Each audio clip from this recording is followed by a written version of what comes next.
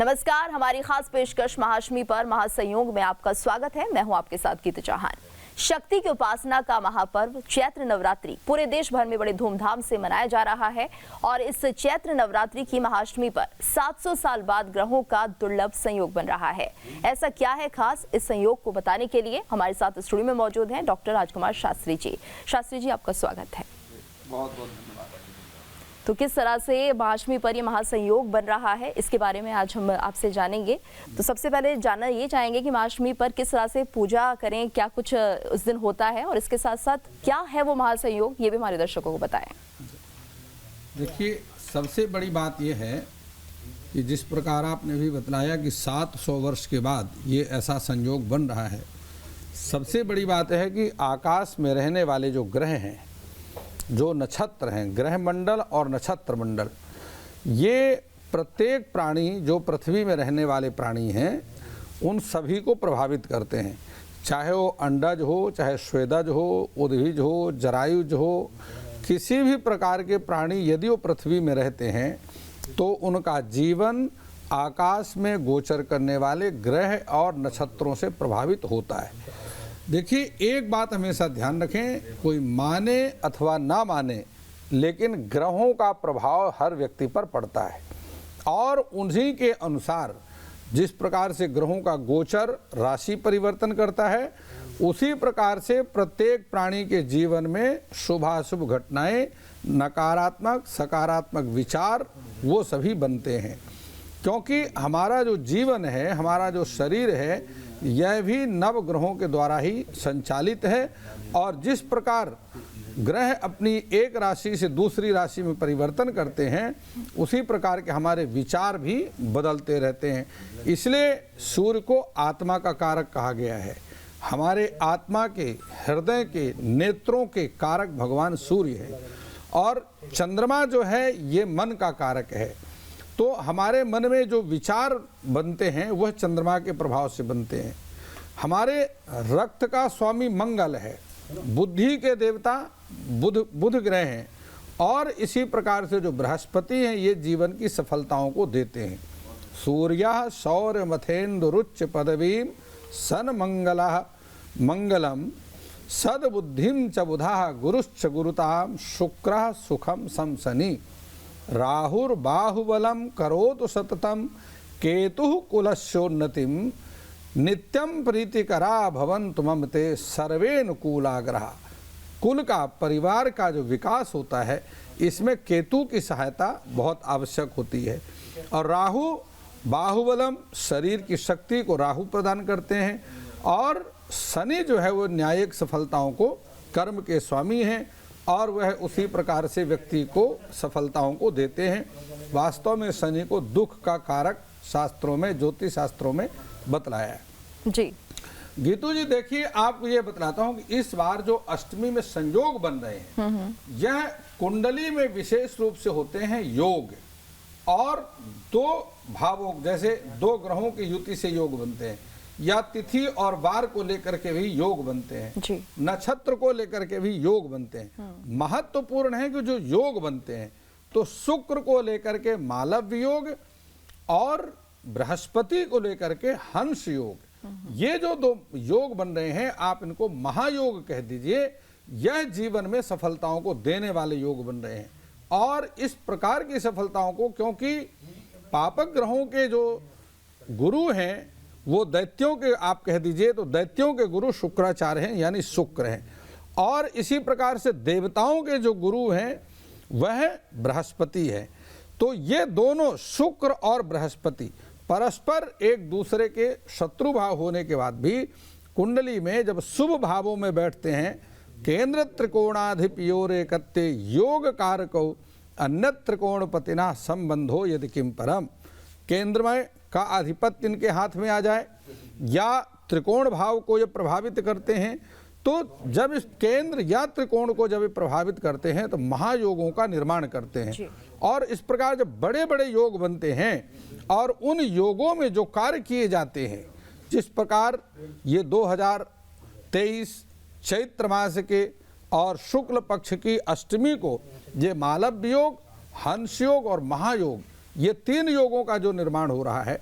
और अपने आप में अष्टमी आप देखिए कि हमेशा तिथियां या तो कम हो जाती हैं तिथियों या वृद्धि हो जाती है तो ना तो इस बार कोई तिथि कम हुई है और ना ही कोई तिथि की वृद्धि यानी बढ़ी है। पूरे नवरात्रि 22 तारीख से आरंभ होकर के क्रमशः प्रतिपदा, द्वितीया, तृतीया, चतुर्थी, पंचमी, सप्तमी, अष्टमी और नवमी के बाद जाकर के महादशमी सिद्धिदात्री, तो ये सारे जो योग बन रहे हैं ये महायोग बनते हैं।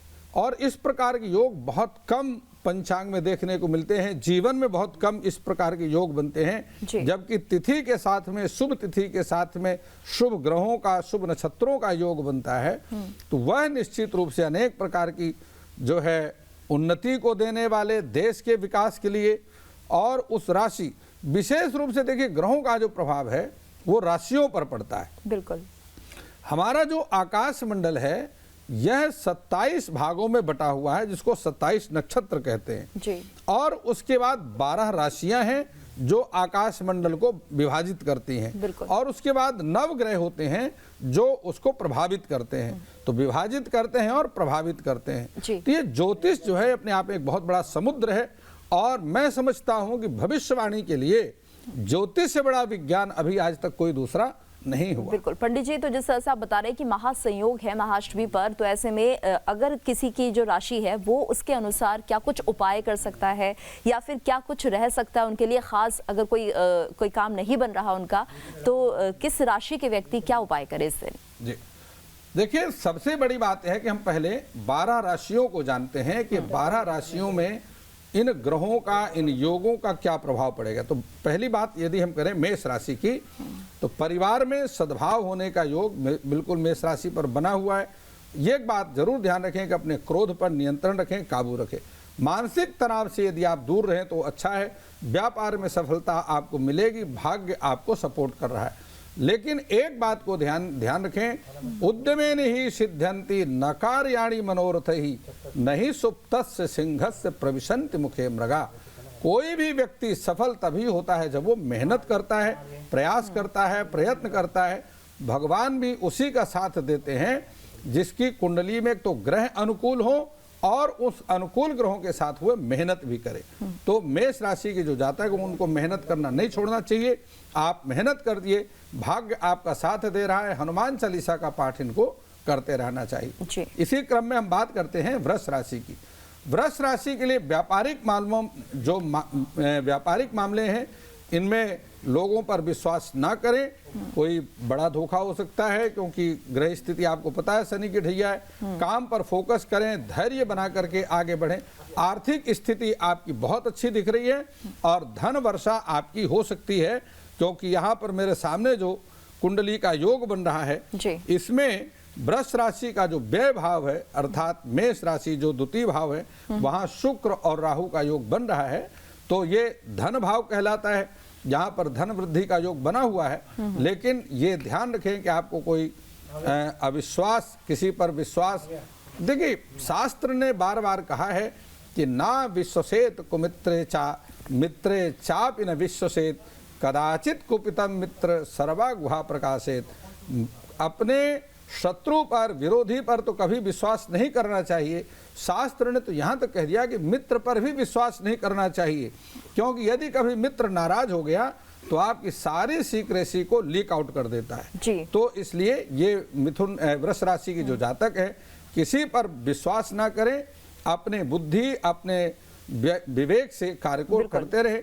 खर्चों पर आपको नियंत्रण अवश्य रखना चाहिए। बताता हूं मैं, यदि आप महालक्ष्मी स्तोत्र का पाठ करें, महालक्ष्मी अष्टकम का पाठ करें तो बहुत ही सफलता आपको मिलेगी। बिल्कुल पंडित जी, अगर मिथुन राशि की बात करते हैं तो उनको आज क्या करना चाहिए या फिर आज उनके भाग्य में क्या लिखा है?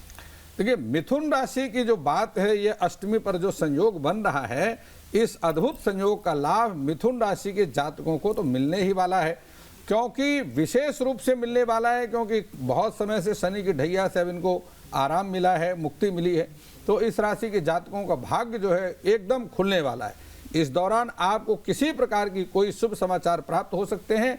और मिथुन राशि के जो जातक हैं, अविवाहित हैं, उनके विवाह का योग भी पूरी तरह से बन रहा है, क्योंकि मिथुन राशि में ही मंगल और चंद्रमा का गोचर बना हुआ है। वहीं पहले से विवाहित लोगों को बहुत ही अच्छा, जो दाम्पत्य जीवन में कहीं अशांति है वह भी संबंधों में सुधार होने के पूर्ण योग बन रहे हैं।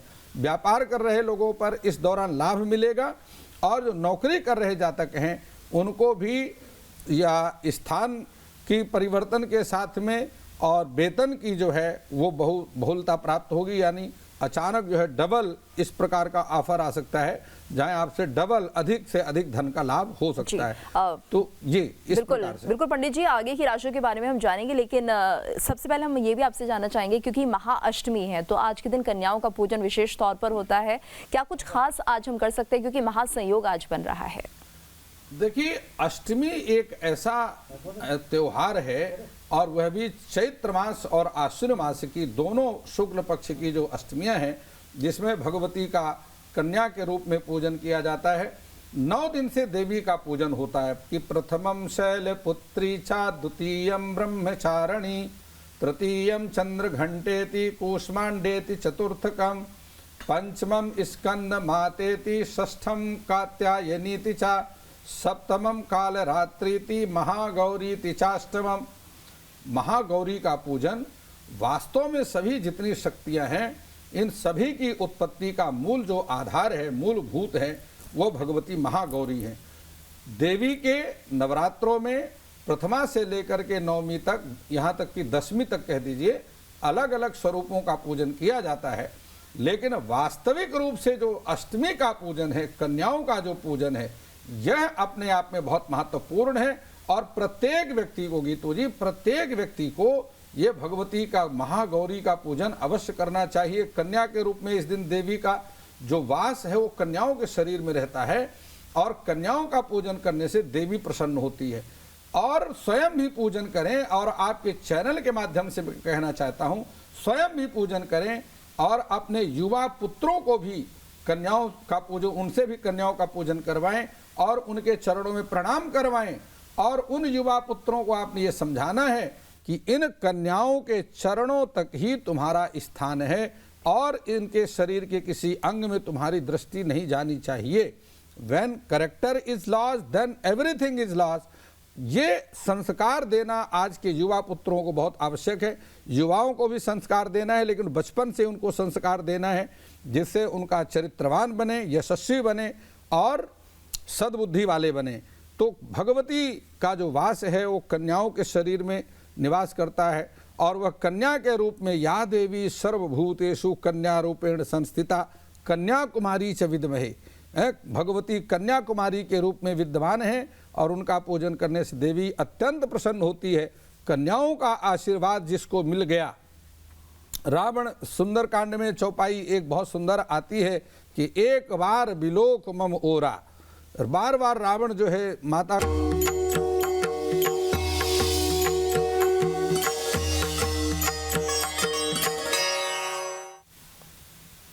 और हमारी इस खास पेशकश में आपका एक बार फिर से स्वागत है। पंडित जी हमारे साथ मौजूद है, लगातार बता रहे हैं कि आखिर क्या कुछ महासंयोग महाअष्टमी पर बन रहा है। पंडित जी, तो इस दिन अगर हम बात करते हैं महासंयोग की, तो क्या कुछ हम विशेष उपाय कर सकते हैं, क्योंकि 700 साल के बाद जिस तरह से महासंयोग बना है, तो ऐसे में किस तरह से कन्या पूजन करें, और क्या कुछ हम कन्याओं को दे सकते हैं जिससे कि हमें और ज्यादा लाभ की प्राप्ति हो? जी देखिए, जो नवरात्र हैं यह अपने आप में बहुत महत्वपूर्ण होते हैं, और ये जो नवरात्रियां हैं, देखो वर्ष की 3 रात्रि और नवरात्रि, नव का अर्थ होता है नया समय, रात्रि का अर्थ होता है समय। तो इस प्रकार से जो 3 रात्रियां हैं, कालरात्रि, महारात्रि और मोहरात्रि। कालरात्रि अर्थात जो है ये श्री कृष्ण जन्माष्टमी की रात्रि, और मोहरात्रि का अर्थ होता है दीपावली की रात्रि, और महारात्रि का अर्थ होता है ये अपना भगवान शंकर की महाशिवरात्रि। तो ये 3 रात्रियां, और उसके बाद है नवरात्रियां। यह अपने आप में इतनी महत्वपूर्ण है कि जिनका वर्णन करना भी कठिन हो जाता है। यह वास्तव में भगवान का जो देवी का पूजन है वो रात्रि में करने का विधान ज़्यादा है, और रात्रि में यदि पूजा की जाती है तो उसका फल भी ज़्यादा प्राप्त होता है। लेकिन लोगों को जगने की आदत नहीं है, वो दिन में ही उस सारे काम को कर लेते हैं। तो लेकिन दिन में पूजा का महत्व कम है, रात्रि में पूजा का महत्व अधिक होता है।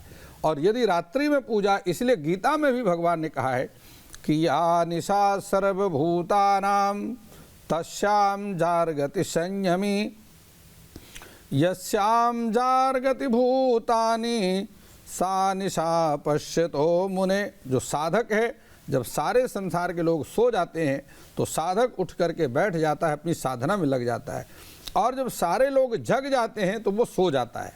तो इस प्रकार से जो रात्रियां हैं ये भगवती की साधना की रात्रियां हैं, और इनमें मनुष्य का जो शरीर है ये साधना के लिए ही प्राप्त हुआ है।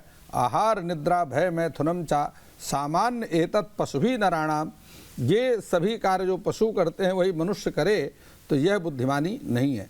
भगवती का कन्या के रूप में पूजन है, और उसके बाद सिद्धिदात्री के रूप में सुहागवती स्त्रियों का पूजन भी शास्त्रों में बतलाया है। सुहागवती स्त्रियों का पूजन करना, उनको प्रसन्न करना, और अपनी धर्मपत्नी है, माता तुल्य स्त्रियां हैं, उनको प्रणाम करना, उनका आशीर्वाद लेना, और उनकी यथेष्ट वस्तु जो उनकी इच्छा हो वह ला करके उनकी आवश्यकता के अनुसार उनको प्रदान करना, प्रणाम करके आशीर्वाद लेना। और इसी प्रकार से जो पिता के समान पुरुष हैं उनका सम्मान करना, और जो पुत्रवत हैं या भाई की तरह हैं, आपका कोई भाई गरीब है, कुछ कमज़ोर है आर्थिक रूप से, यदि आप भाई की मदद कर देते हैं तो आपका मंगल जो है ये मजबूत हो जाता है। पिता की या पिता के तुल्य पुरुषों को प्रणाम करने से सूर्य मजबूत होता है।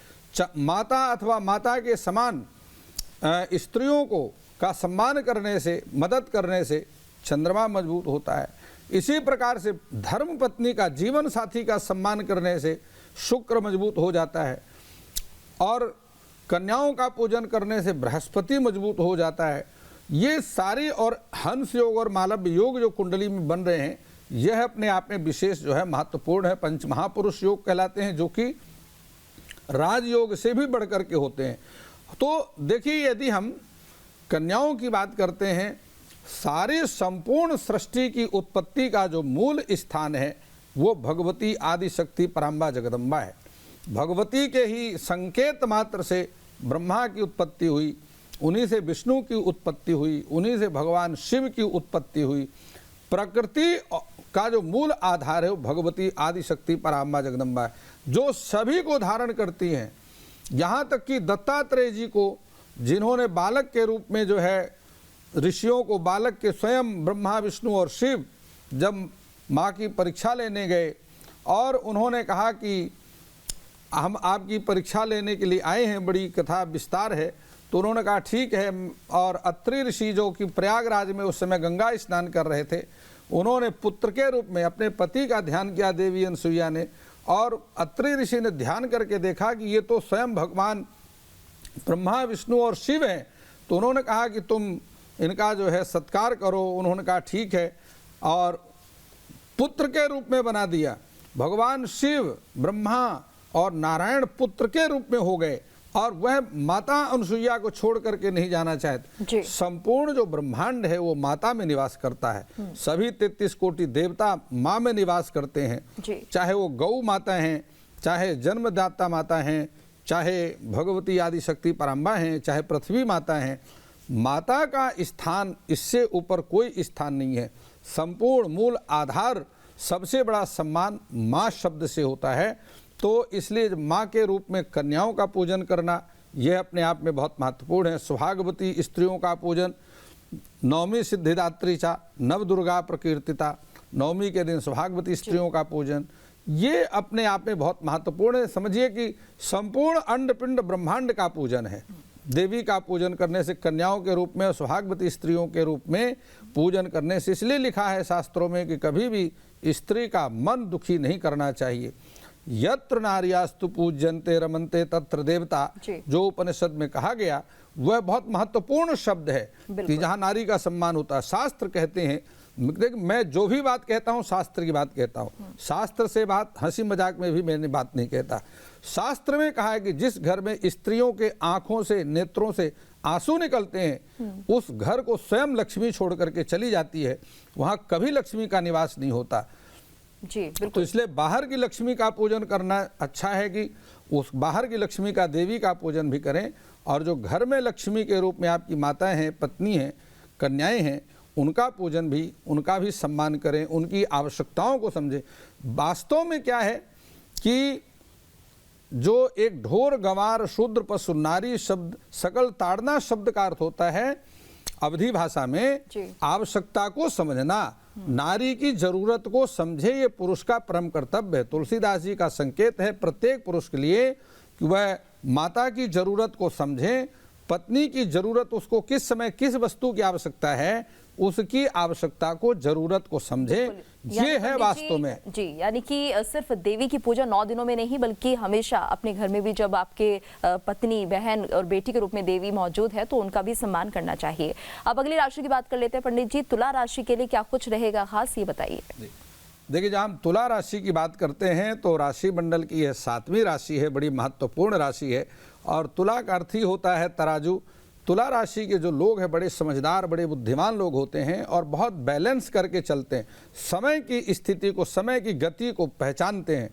आत्मविश्वास में इनकी वृद्धि होगी, मानसिक तनाव इनके हटेंगे, दूर होंगे, और समाज में मान प्रतिष्ठा की वृद्धि होगी, धन धान की वृद्धि होगी। अपने स्वास्थ्य का इनको विशेष रूप से ध्यान रखना चाहिए और किसी प्रकार के विवाद में नहीं पड़ना चाहिए। तुला राशि का व्यक्ति विवाद में पड़ करके नुकसान उठाता है। वाणी पर संयम रखें। जिसकी वाणी में संयम है वही वास्तव में बुद्धिमान व्यक्ति है। और सफलम तस्य जीवनम, वाणी रसवती यस्य सफलम तस्य जीवनम। जिसकी वाणी रसवती है, मुख में मिठास है, वाणी में मधुरता है, उसी का जीवन सफल है। तुलसीदास जी ने भी इस बात को लिखा, उपनिषदों ने कहा।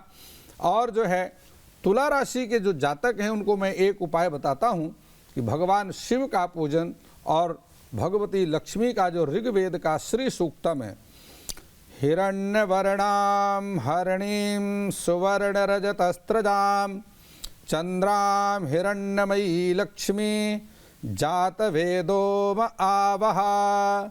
इस प्रकार की जो ऋचाएँ हैं ऋग्वेद की, इसका पाठ उनको नित्य करना चाहिए। देवी लक्ष्मी के सामने शुद्ध घी का दीपक जला करके, और देवी के इस ऋचा का पाठ, श्री सूक्तम का पाठ करने से कभी भी उसके घर में धन धान्य की कमी नहीं रहेगी, हमेशा उनकी मनोरथ पूर्ण होते रहेंगे।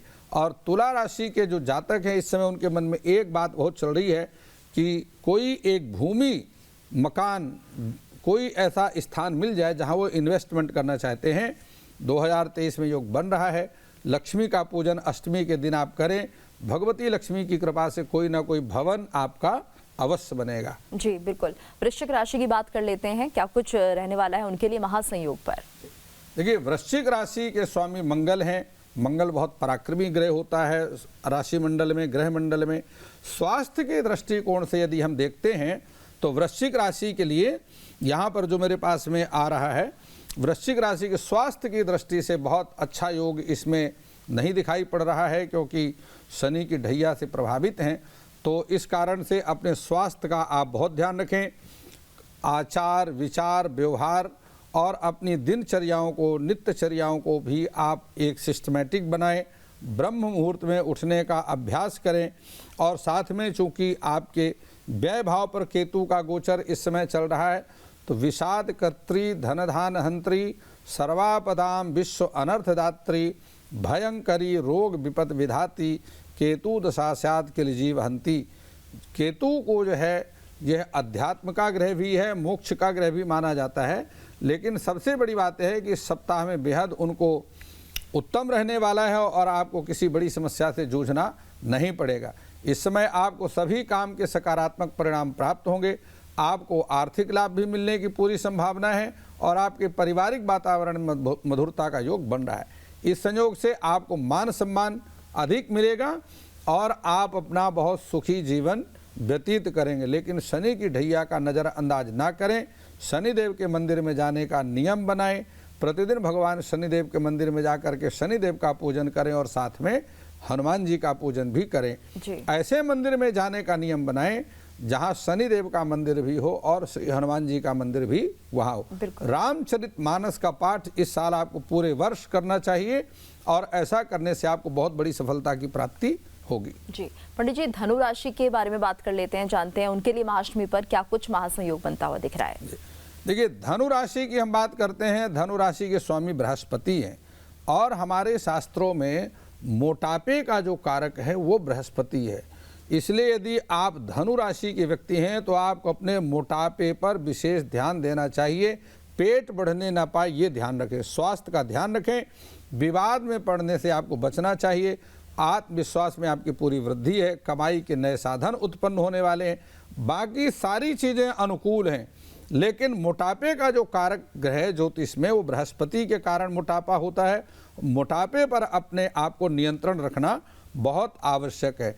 इसके लिए मैं आपको बतलाता हूँ कि भगवान श्री हरि नारायण के विष्णु सहस्त्र नाम का पाठ यदि आप करें, अपने जीवन की पूजा का एक अंग बना लीजिए विष्णु सहस्त्र नाम का पाठ।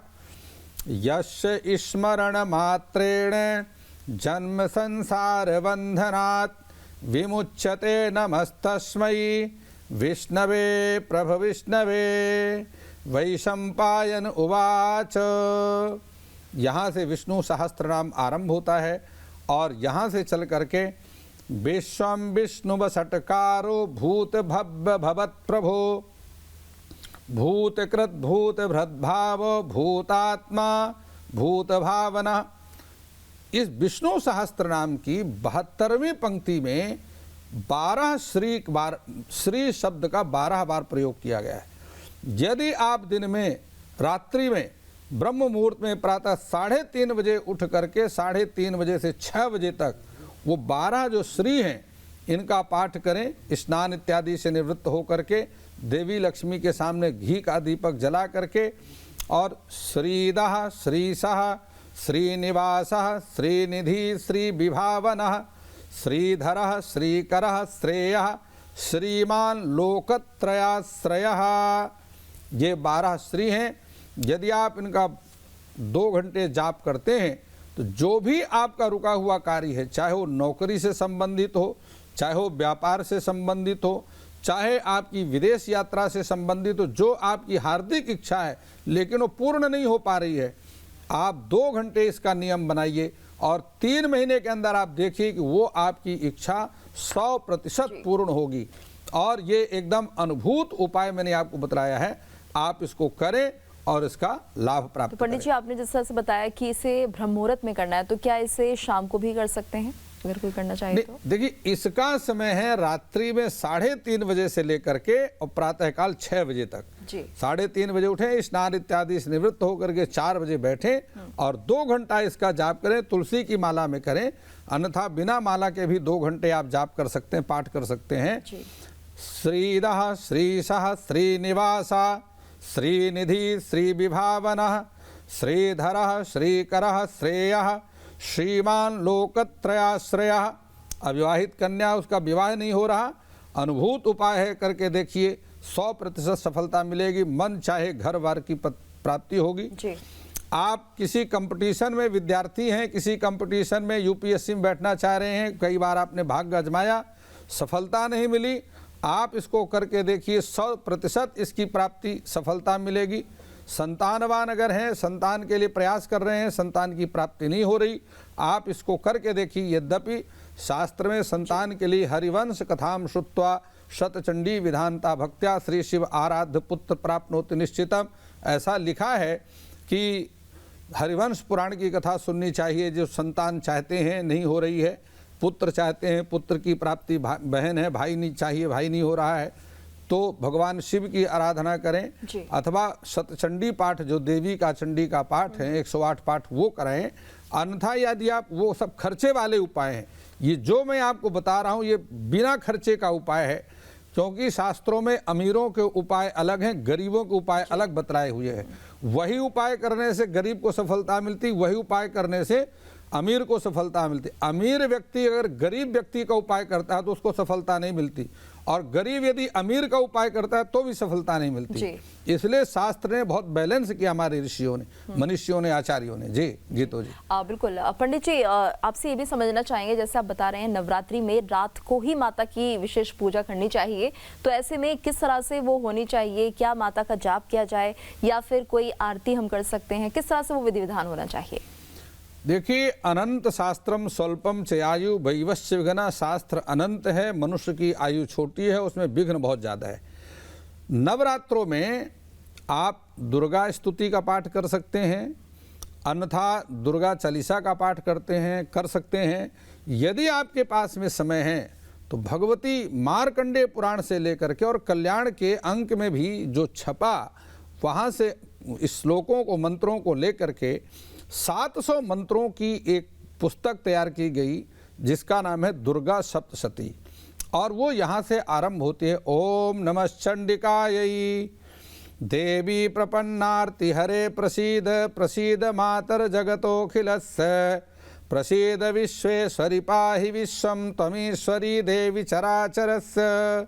शिववाच देवी त्वं भक्तसुलभे सर्वकार्यविधायिनी कलौ हिकार सिद्धर्थम उपायं ब्रूहि यत्नतः। देव्योवाच शृणुदेव प्रवक्ष्यामि कलौ सर्वेष्ट साधनं मया तवैव स्नेहेनाप्यम्बा स्तुतिः प्रकाशते। यहाँ से देवी का ये पाठ आरंभ होता है और क्षमापन स्तोत्र तक जाता है। इसमें सिद्ध कुंजिका स्तोत्र भी है, बीच बीच में एक स्तोत्र भी दिए हैं, सूक्त भी दिए हुए हैं। उनका पाठ करने के बाद प्रथम अध्याय से जो है ये उत्तम चरित्र, मध्यम चरित्र ये आरंभ होते हैं। भगवती काली की प्रथम अध्याय में, फिर भगवती लक्ष्मी का, और उसके बाद पंचम अध्याय से लेकर के 13 अध्याय तक भगवती सरस्वती की उपासना की गई। ये 2 घंटे का पाठ है। जो साधक नवरात्रों में अथवा बिना नवरात्रों के ही इसकी साधना कर लेते हैं, भगवती का साक्षात उसे दर्शन हो जाए ऐसा तो मैं नहीं कह सकता, अन्यथा कईयों को हुआ भी है जिन्होंने इसकी साधना की है। देवी का साक्षात दर्शन तो नहीं, क्योंकि हमारे में सामर्थ्य नहीं है कि देवी का हम साक्षात दर्शन कर सकें, लेकिन परोक्ष या अपरोक्ष रूप से देवी का दर्शन उसको हुआ है। और काशी में इस प्रकार के कई भगवती अन्नपूर्णा मंदिर में कई साधकों ने इस प्रकार की अनुभूति की है। तो इसलिए जो है यह दुर्गा सप्तशती अपने आप में सिद्ध मंत्र हैं, जो कि मार्कंडेय पुराण से लेकर के ऋषियों ने, मनीषियों ने, आचार्यों ने, विद्वानों ने संग्रह किया है। जी पंडित जी, और अब अगली राशि की बात कर लेते हैं। बात करेंगे मकर राशि की, क्या कुछ है उनके लिए इस महा अद्भुत संयोग में?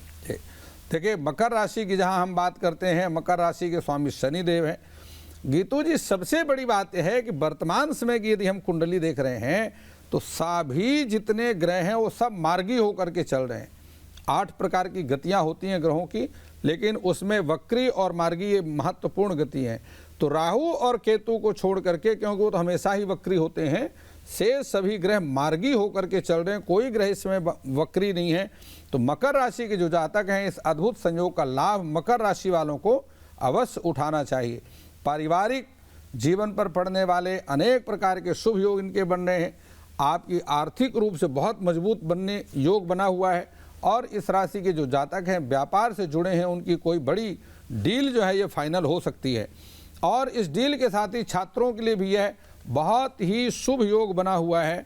जो मकर राशि के जातक हैं और उच्च शिक्षा वो प्राप्त करना चाहते हैं, तो इसमें योग बन रहा है कि उसमें उनको दाखिला मिल जाएगा, एडमिशन हो जाएगा। छात्रों के लिए बहुत ही विशेष शुभ है। बिल्कुल। अगली राशि की बात कर लेते हैं, कुंभ राशि वालों के लिए क्या कुछ खास रहने वाला है? कुंभ राशि के जो जातक हैं, इस समय सबसे सुंदर टाइम यदि कहा जाए कि सबसे अच्छा समय है, तो कुंभ राशि का 30 वर्ष के बाद चल रही, 30 वर्षों से चल रही समस्या से जो कुंभ राशि के जातक जूझ रहे थे, अब उनकी सारी समस्याएं समाप्त हो गई हैं। एक बात पर ध्यान रखें कि क्रोध पर नियंत्रण रखें और किसी भी प्रकार के विवाद में उनको नहीं पड़ना चाहिए। वैचारिक मतभेद से अपने आप को दूर रखें ज़्यादा। सहसावधीत ना क्रियाम विवेकः परमापदाम पदम। जल्दबाजी में कोई काम ना करें, कोई फैसला ना लें, ना समझी किसी बड़ी समस्या का कारण बन जाती है। तो इसलिए जल्दबाजी में धैर्य से कार्य करें।